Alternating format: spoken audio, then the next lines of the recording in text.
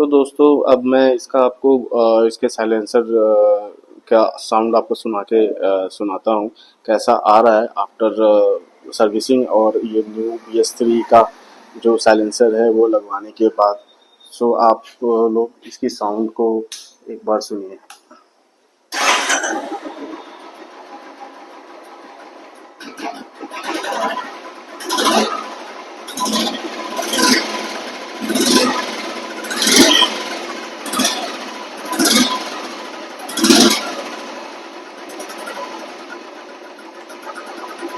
तो basically race देने पे वो थंब जो है पहले क्लासिक का जैसे आता था उतना उस तरह का थंब तो नहीं आ रहा है, लेकिन हाँ ठीक है।